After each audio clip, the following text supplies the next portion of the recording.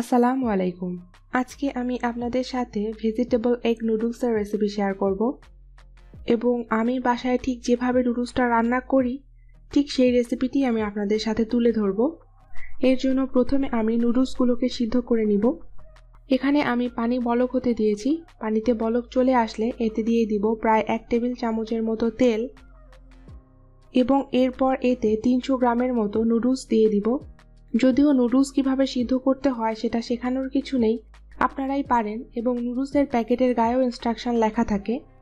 তবে নুডলস সিদ্ধ করার সময় একটু বেশি পানিতে সিদ্ধ করবেন, এতে করে নুডলসগুলো আর স্টিকি হয়ে যাবে না।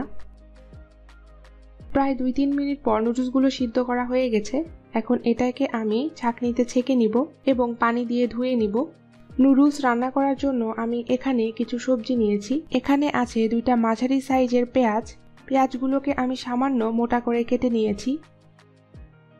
কাঁচামরিচ কুচি এবং মরিচগুলোকে যেন দেখতে সুন্দর লাগে তাই আমি ঠিক এমনভাবে মরিচগুলোকে কেটে নিয়েছি সবুজ ক্যাপসিকাম, টমেটো এবং ফ্রোজেন মটরশুঁটি। আপনারা এখানে আপনাদের পছন্দ মতো সবজি বাড়িয়ে বা কমিয়ে ব্যবহার করতে পারবেন। এবং এই নুডলস রান্নায় আমি আরও কিছু উপকরণ যোগ করব যেগুলো আমি রান্নার সময় আপনাদের দেখিয়ে দিব। প্রথমে আমি ডিমটাকে স্ক্রাম্বল করে নিব। একটি প্যানে আমি তেল দিয়ে দিয়েছি। এখানে আমি 2টি ডিম নিয়েছি। এখন এই 2টি ডিমকে আমি স্ক্রাম্বল করে নিব। তেলটা গরম হলে ডিমগুলোকে আমি দিয়ে দিব এবং দিয়ে দিব সামান্য লবণ। আপনারা চাইলে ডিমটাকে ফেটিয়েও স্ক্রাম্বল করে নিতে পারেন, কিন্তু আমি এভাবেই করি।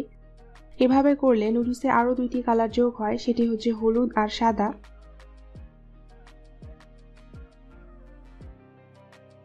ডিমগুলো স্ক্রাম্বল করা হয়ে গেছে। এখন এগুলোকে আমি তুলে নিব।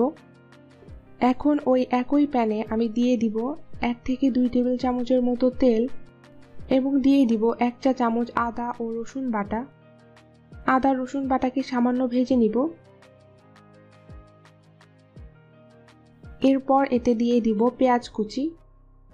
এখানে আমি পেঁয়াজটাকে বাদামি করব না, পেঁয়াজগুলোকে নরম করে নিব।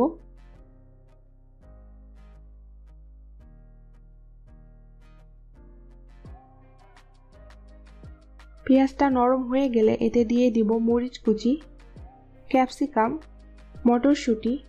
চুলার আঁচটা আমি মিডিয়াম হাই হিটে রেখেছি এবং মিডিয়াম হাই হিটে সবজিগুলোকে আমি 1 থেকে 2 মিনিটের জন্য ভেজে নিব।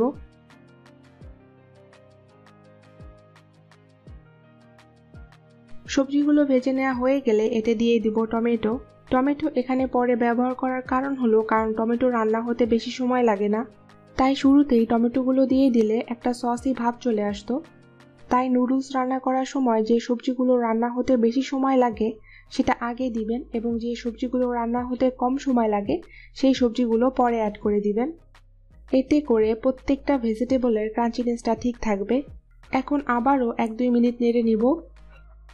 আমি এখনও এখানে কোনো প্রকার লবণ ব্যবহার করিনি, কারণ এখনই লবণ দিয়ে দিলে সবজির কালারটা নষ্ট হয়ে যাবে। সবজিগুলোকে আরও 1 মিনিটের মতো ভেজে আমি এতে দিয়ে দিব সিদ্ধ করে রাখা নুডলস। এখন এতে দিয়ে দিব সয়া সস।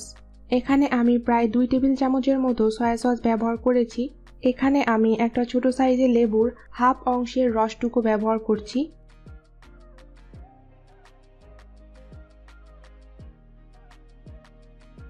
লবণ, যেহেতু সয়া সসেই লবণ থাকে তাই লবণটা অবশ্যই বুঝে দিবেন। আর এই পর্যায়ে আপনারা নুডলসের প্যাকেটের সাথে যে টেস্ট মেকারটা থাকে সেটিও অ্যাড করে দিবেন।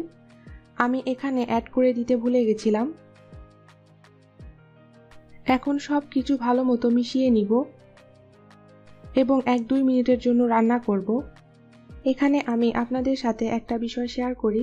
যদি নুডলসের জন্য সবজি রান্না করতে করতে ওদিকে নুডলসগুলো স্টিকি হয়ে যায় এবং আবারও একে অপরের সাথে জুড়ে যায়, তবে নুডলসগুলোকে আবারও পানি দিয়ে ভালো মতো ধুয়ে নেবেন, তাহলে সেগুলো আবার ঝরঝরে হয়ে যাবে।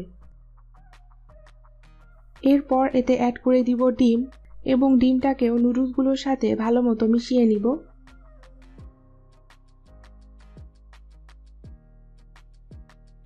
প্রায় 4-5 মিনিট পর নুডলসটা রান্না করা আমার প্রায় কমপ্লিট।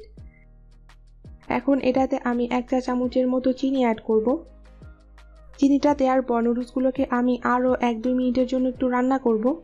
এরপর চুলা থেকে নামিয়ে পরিবেশন করব। আশা করছি আমার আজকের এই রেসিপিটি আপনাদের ভালো লেগেছে। ভিডিওটি ভালো লাগলে ভিডিওটি লাইক, শেয়ার এবং কমেন্ট করবেন এবং আমার চ্যানেলের আরও নতুন নতুন এবং মজার মজার রেসিপির ভিডিও পেতে আমার চ্যানেলটি সাবস্ক্রাইব করবেন। আল্লাহ হাফেজ।